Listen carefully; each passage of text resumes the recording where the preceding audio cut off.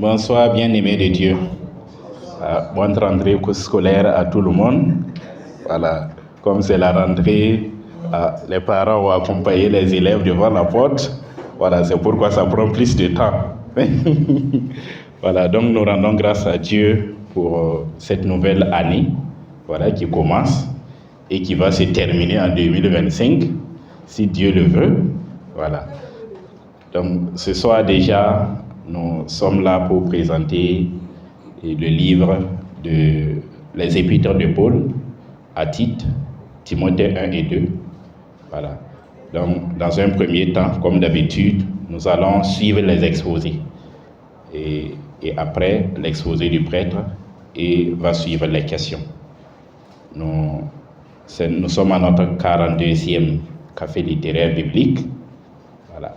Et nous souhaitons à tous et à toutes bienvenue et bonne rentrée.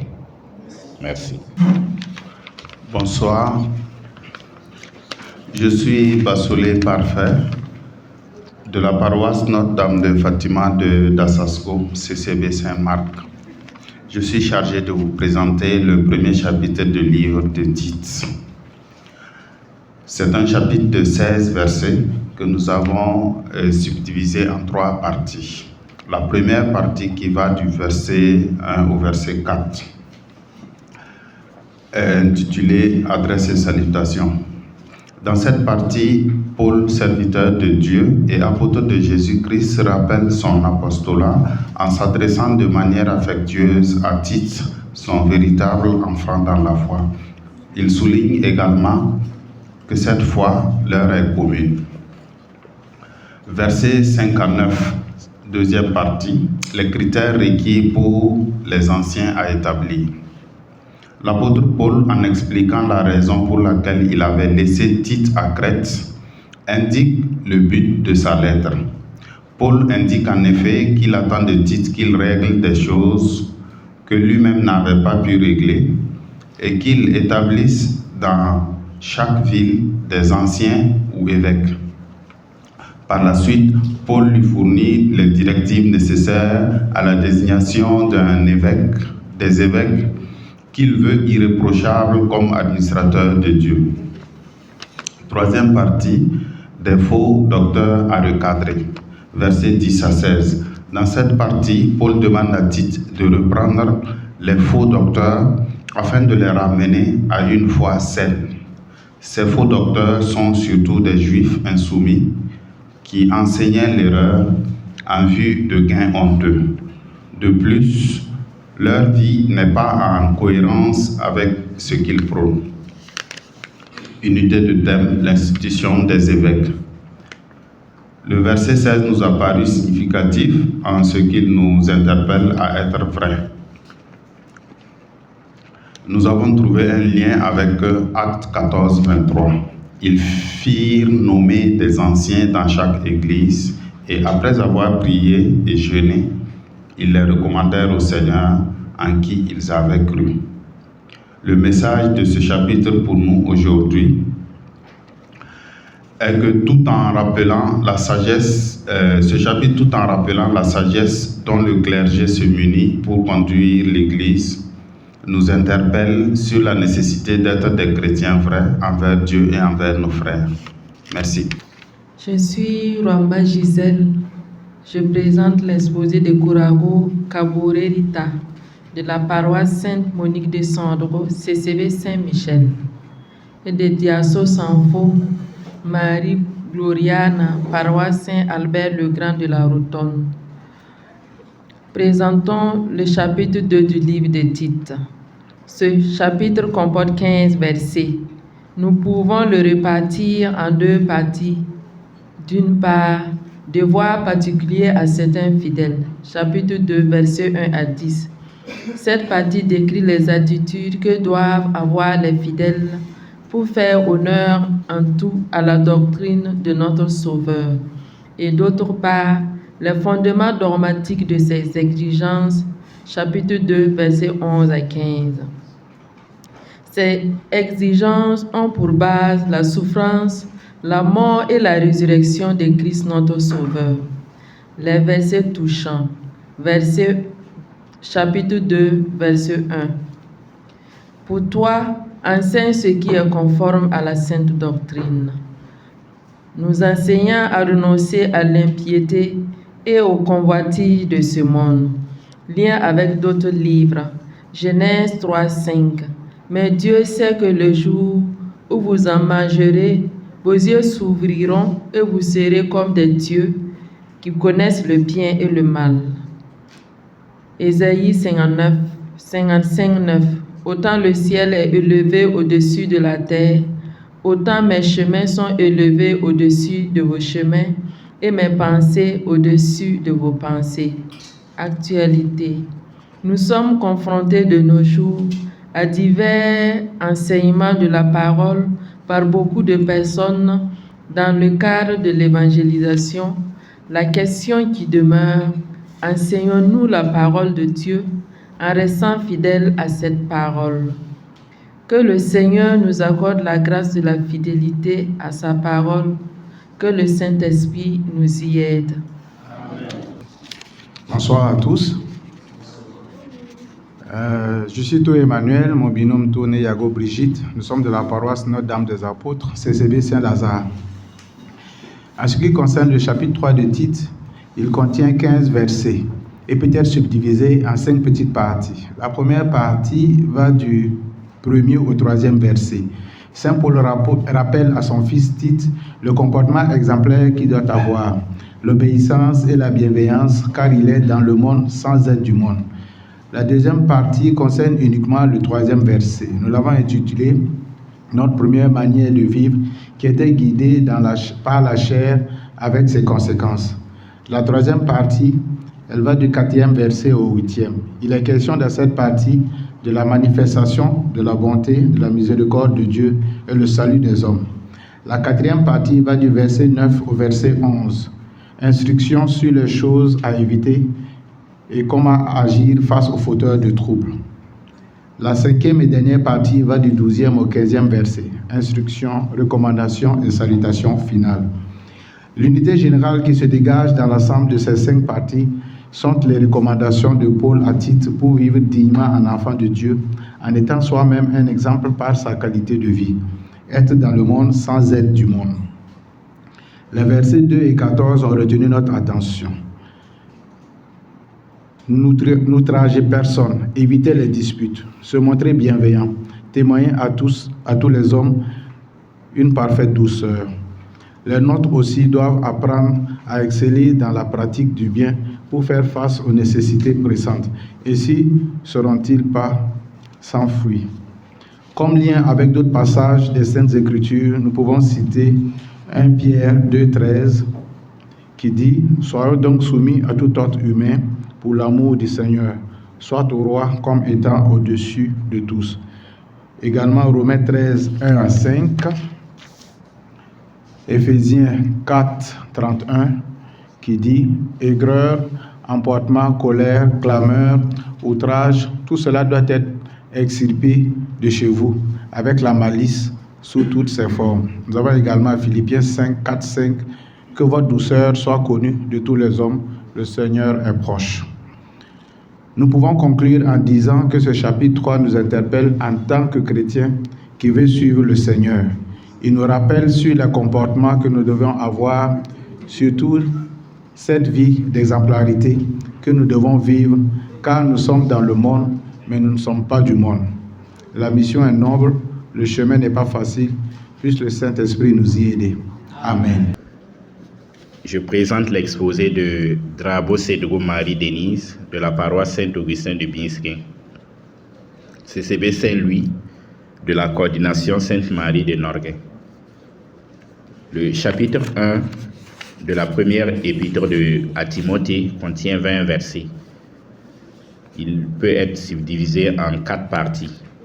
La première partie, l'adresse de Paul à Timothée et son avertissement contre les faux enseignements. Dans la première partie du chapitre, qui part du verset 1 au verset 7, Paul adresse ses salutations à Timothée et l'exhorte à rester à Éphèse pour que, par sa prédication de la vérité, cesse l'enseignement des faux fausses doctrines. Paul encourage son fils spirituel à défendre la foi chrétienne face aux faux enseignants. La deuxième partie, le but de la loi. Dans cette partie qui va du verset 8 à 11, Paul rappelle l'usage légitime de la loi. Après avoir condamné les faux docteurs de la loi, Paul présente le vrai caractère de la loi.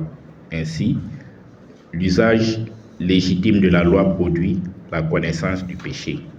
La troisième partie, Paul et sa vocation. Dans cette partie du chapitre qui va du verset 12 à 17, Paul se souvient de la grande miséricorde et de la grâce que Dieu lui a témoignée. Le Seigneur lui a accordé miséricorde alors qu'il est celui qui l'avait auparavant blasphémé, qui avait persécuté les chrétiens. Tout en observant la loi, Paul avait transgressé des commandements. Paul fait preuve d'humilité en se reconnaissant pécheur. Aussi, il remercie le Seigneur pour sa bienveillance envers lui. Il est reconnaissant. La quatrième partie, la mission de Timothée. Dans la dernière partie, qui va du verset 17 au verset 20, Paul revient au mandat qui avait été confié à Timothée, dont il avait parlé au verset 3 et 5 du chapitre. Selon les prophéties, Timothée était désigné de Dieu pour combattre le bon combat. Il s'agit du combat pour la sainte doctrine dans la maison de Dieu et à déjouer les ruses de l'ennemi. Cette victoire ne pourra avoir lieu que par la foi.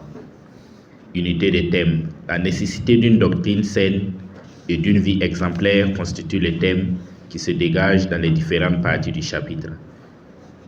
Les versets significatifs, versets 12, 13. Paul glorifie le Seigneur qui a fait preuve d'une grande miséricorde pour le sauver, mais aussi se reconnaît pécheur. Quelques passages en lien avec ce chapitre. 1 Timothée 1, 8, 9.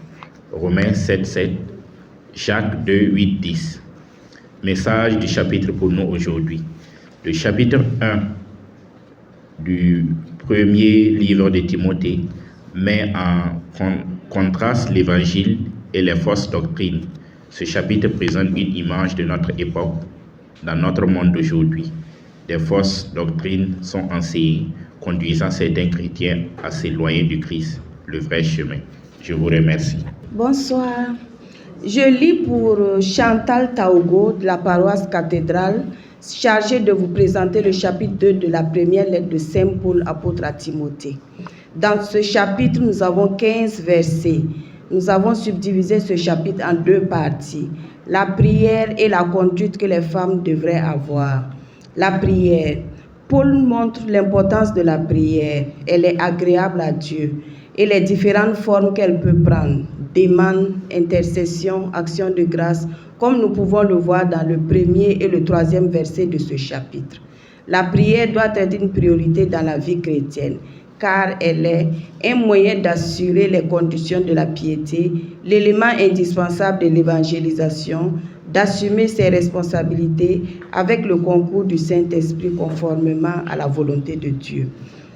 Dans la deuxième partie, la conduite que les femmes devraient avoir. Nous sommes dans un monde aujourd'hui en perte de valeur où les impudicités, les débauches sont devenues normales et la femme est présente comme un objet sexuel. Paul rappelle ici aux femmes les bonnes dispositions à avoir selon la volonté divine, comme illustré dans le verset 9. De même, les femmes portent une tenue décente avec pudeur et modestie plutôt que de se parer de tresses d'or ou de perles ou de vêtements précieux. Le salut de la femme en dépend. On le voit au verset 15. Mais la femme sera sauvée en devenant mère, à condition de rester avec modestie dans la foi, la charité et la recherche de la sainteté. Dieu a un dessein pour notre vie et pour le monde qui nous entoure. Et il veut que nous vivions dans la paix de façon pieuse et digne. Est-ce vraiment notre préoccupation quotidienne? Dieu veut sauver les gens de tout arrière-plan à travers la prédication de l'Évangile. Est-ce que nous prions pour que cela se produise? Dieu nous ordonne-t-il de prier? Non, il n'a pas besoin de nos prières pour agir, mais il veut agir à travers nos prières. Autrement dit, nos prières s'inscrivent dans le plan éternel de Dieu et de telle sorte que ce Dieu a éternellement décidé de faire en grande partie à travers nos prières. C'est pourquoi prier ne doit pas être une option pour les chrétiens, mais un devoir. Le seul médiateur entre Dieu et les hommes, Jésus-Christ, qui s'est donné lui-même en rançon pour nous. Nous pouvons donc prier le Père avec une grande assurance, sachant que si nous plaçons notre confiance en Jésus, Dieu nous en propice. Chapitre 4 de la première lettre de Timothée. Alors, ce résumé est de Bazin Mercury Andrea de la paroisse Saint-Camille. Son binôme est Talmago Élodie. Le nom Timothée est souvent cité dans le livre des Actes et dans le livre de Paul. En effet, Timothée a été un compagnon de travail de Paul. Les deux lettres adressées à Timothée ont pour mission d'organiser les églises et de rendre leur foi plus forte. Le chapitre 4 montre en premier tout ce que Dieu fait est bon, puis comment être un bon serviteur du Christ Jésus et l'exemple à donner aux croyants. Le chapitre 4 contient 16 versets subdivisés comme suit. 1. Tout ce que Dieu fait est bon, versets 1 à 5. Ces versets décrivent les faux enseignements aux chrétiens, ce qui renvoie à des hérésies. Des faux enseignements viendront enseigner et troubler la foi chrétienne. 1. Abandon de la foi, verset 1. 2. Paroles trompeuses, versets 2 à 3. 3. La bonté de la création de Dieu, versets 4 et 5. Grand 2. Comment être un bon serviteur du Christ Jésus, versets 6 à 11. Quelle attitude doit avoir un bon serviteur?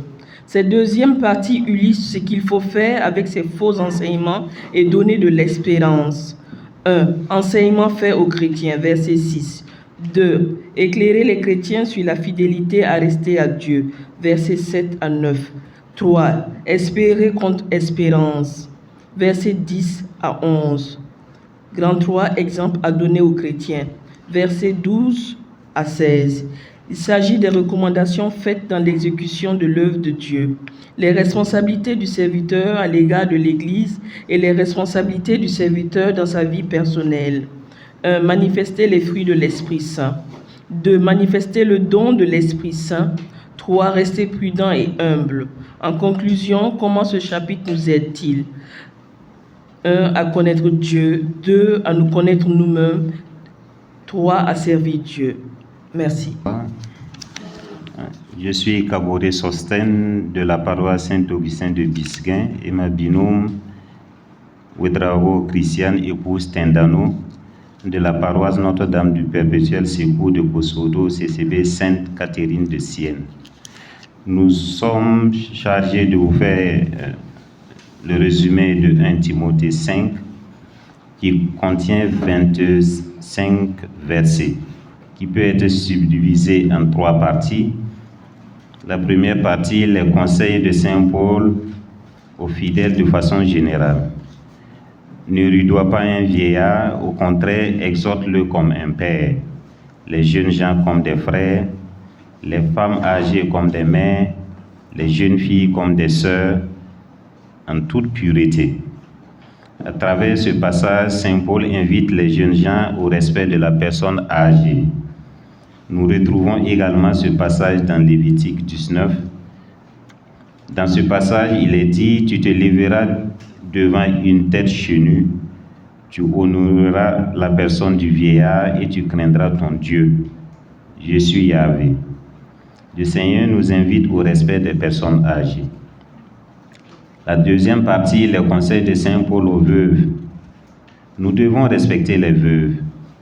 Les veuves qui ont des enfants doivent les apprendre à pratiquer la piété et à vivre dans la sainteté. La veuve qui a des enfants ou des petits-enfants, il faut les apprendre à pratiquer la piété envers leur propre famille et à payer leurs parents de retour. Voilà ce qui plaît à Dieu. Un passage très intéressant. Selon Saint Paul, pour être qualifié, quant aux jeunes veuves, Saint Paul veut qu'elles se remarient, qu'elles aient des enfants, gouvernent leur maison et ne donnent à l'adversaire aucune occasion d'insulte et de chute. À travers ce passage, Saint Paul invite les fidèles et les veuves en particulier à vivre dans la pureté. La troisième partie, la dernière, le comportement adopté envers les presbytres selon Saint Paul. Les presbytres qui exercent la présidence méritent une double rémunération, surtout ceux qui peinent à la parole et à l'enseignement. À travers ce passage, Saint Paul nous invite à prendre soin de nos prêtres, à les respecter convenablement et à se départir des calomnies. Bonsoir, je m'appelle Zongo Tegawende Ismaël.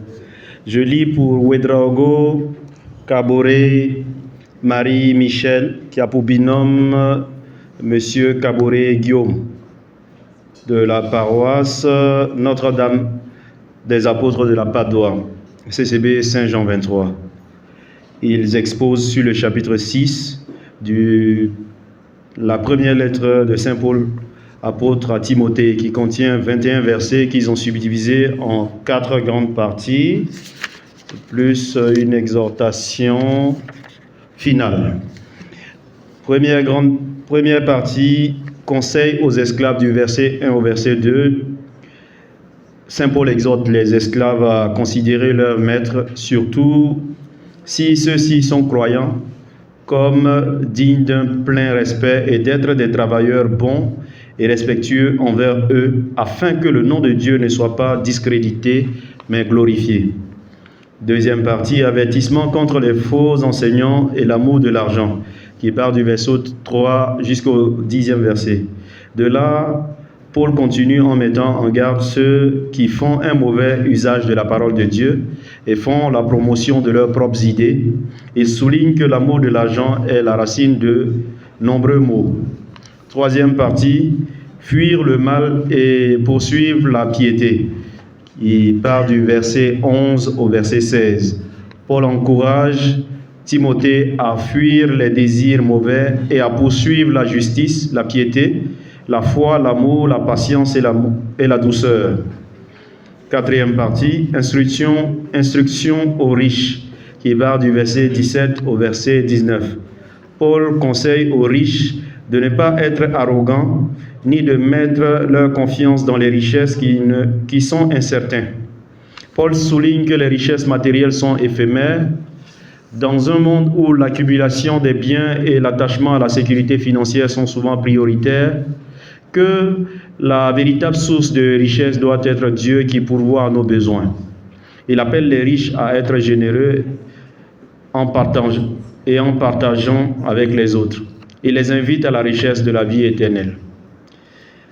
Exhortation finale à Timothée, garde la foi qui t'a été confiée, qui part du verset 20 au verset 21. Paul conclut en exhortant Timothée à garder ce qui lui a été confié, en évitant les discours vides et inutiles qui peuvent détourner les gens de la vraie foi.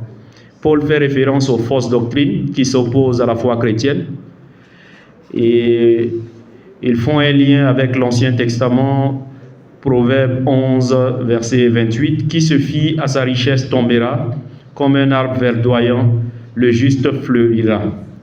Le lien avec le Nouveau Testament, c'est Colossiens 3, du verset 22 au verset 24. Vous les esclaves, obéissez en toutes choses à vos maîtres d'ici-bas, non pas seulement sous leurs yeux, par souci de plaire aux hommes, mais dans la simplicité de votre cœur en craignant le Seigneur. Quel que soit votre travail, faites-le de bon cœur, comme pour le Seigneur et non pour plaire à des hommes. Vous savez bien qu'en retour, vous recevrez du Seigneur votre héritage, c'est le Christ, le Seigneur que vous servez. Aussi, référence, lien avec le Nouveau Testament, Tite 2, versets 9 à 10. Que les esclaves soient soumis à leur maître en toutes choses, qu'ils se rendent agréables, qu'ils ne soient pas contestataires, qu'ils ne dérobent rien, mais qu'ils montrent une parfaite fidélité. pour faire honneur en tout à l'enseignement de Dieu, notre Sauveur. Le verset qui a retenu l'attention, c'est le verset 12. Mène le bon combat, celui de la foi, empare-toi de la vie éternelle. C'est à elle que tu as été appelé. C'est pour elle que tu as prononcé la belle profession de foi devant de nombreux témoins. Le message pour nous aujourd'hui, c'est quoi notre essentiel aujourd'hui? La richesse matérielle, le bien-être personnel? Ne serait-il pas mieux de réévaluer nos priorités et aller à la recherche d'un héritage éternel? Amen. Je m'appelle Éric Ilboudo de la paroisse Christ-Roi de Pissy et j'expose sur le premier chapitre du deuxième livre de Saint Paul, apôtre à Timothée.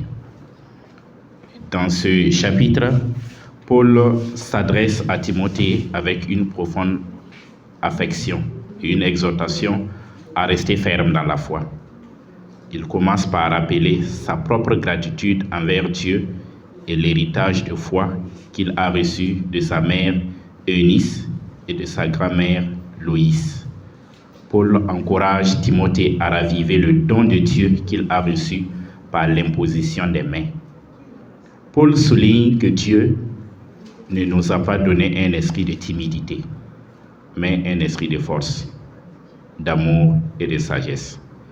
Il exhorte Timothée à ne pas avoir honte de témoigner pour le Seigneur ou de souffrir pour l'Évangile, mais à se tenir ferme dans la vérité. Paul termine en rappelant à Timothée de garder la foi et la bonne doctrine qu'il a reçue et à se souvenir de ceux qui ont été fidèles dans le passé. Verset significatif. 2 Timothée 1, 3, 5. Je rends grâce à Dieu que je sers avec une connaissance pure comme mes ancêtres en me souvenant continuellement de toi dans mes prières, nuit et jour. Je désire ardemment te voir, me souvenant de tes larmes, afin que je sois rempli de joie en rappelant la foi sincère qui est en toi, qui habita d'abord dans ta grand-mère Loïs et dans ta mère Eunice, et qui, j'en suis convaincu, habite aussi en toi. 2 Timothée 1,7. Car Dieu ne nous a pas donné un esprit de timidité, mais un esprit de force, d'amour et de sagesse.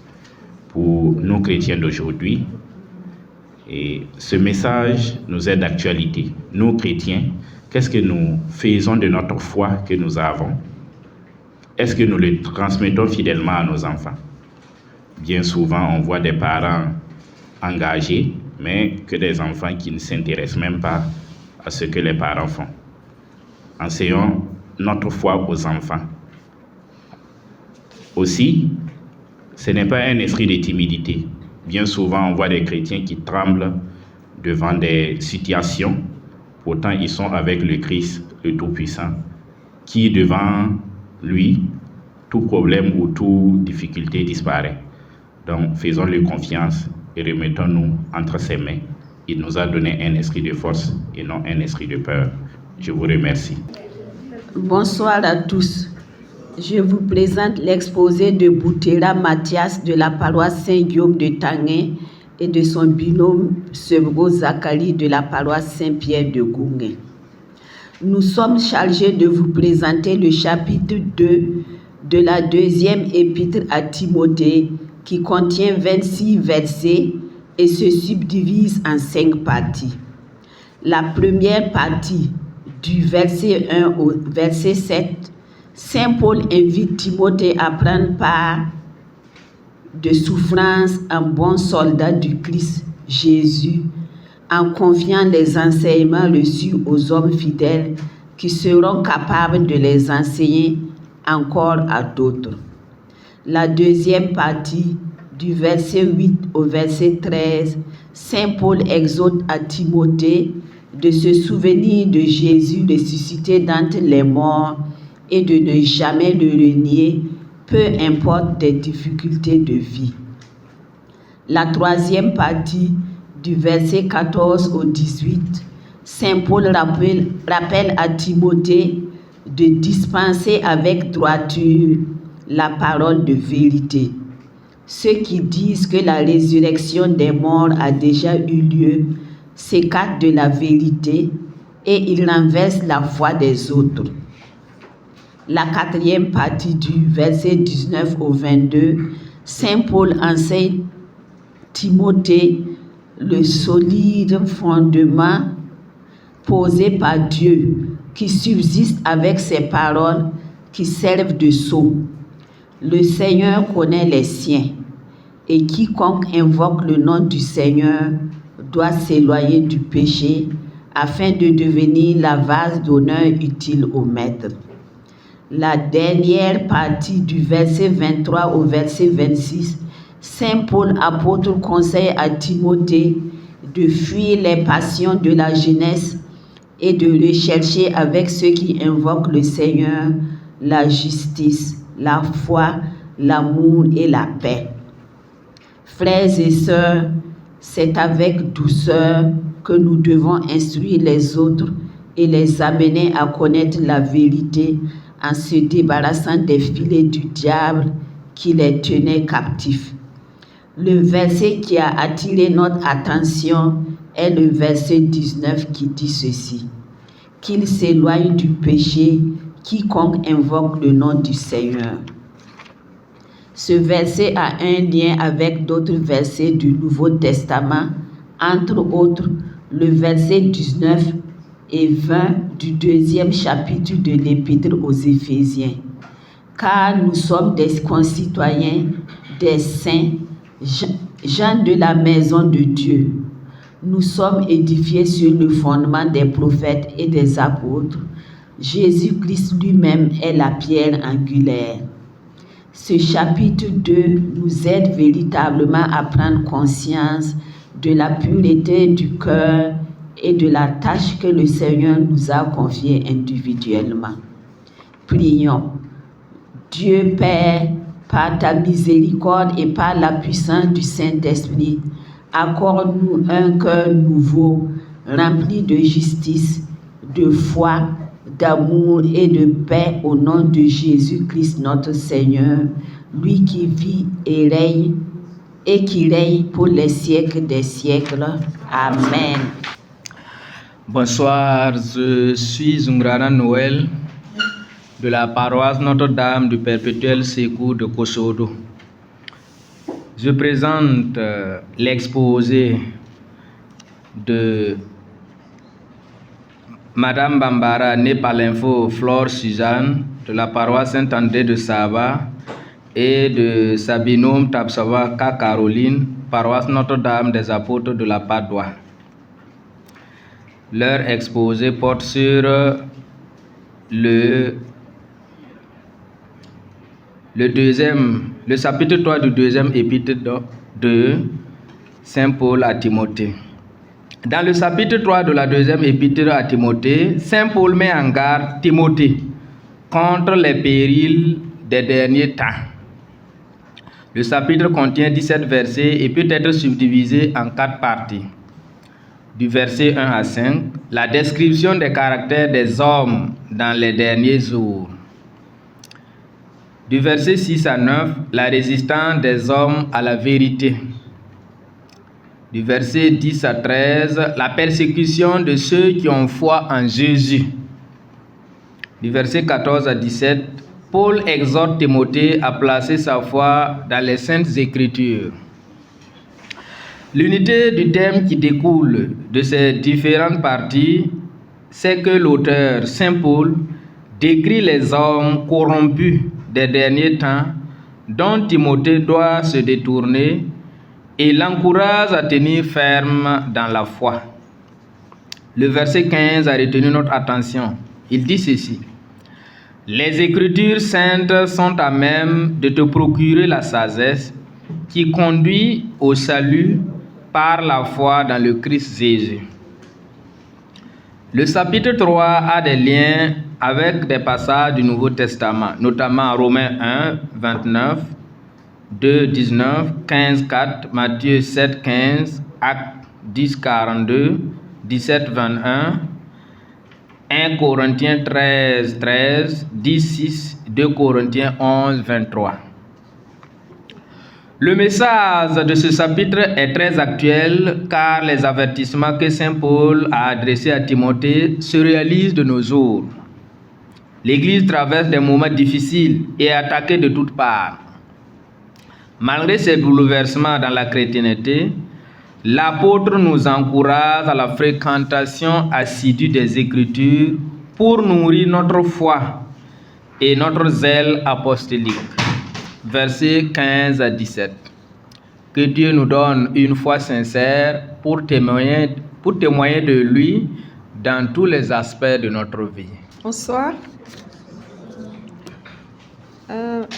Mon binôme, Madame Simone Compaoré de la paroisse Saint-Guillaume de Tanguay, CCB Saint-Gabriel, et moi-même Rose Sommet, paroisse Saint-Camille, CCB Sainte-Faustine.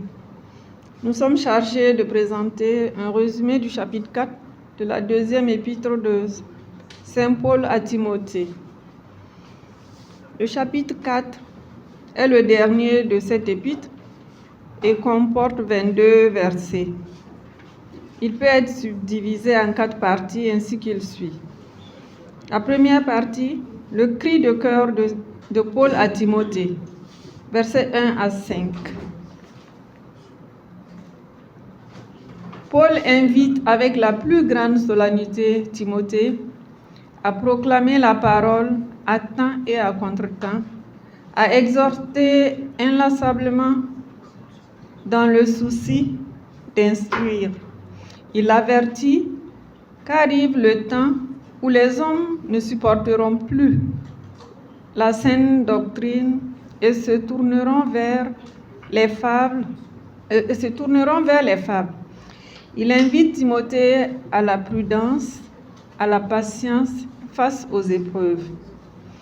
La deuxième partie, Paul annonce son départ, versets 6 à 8.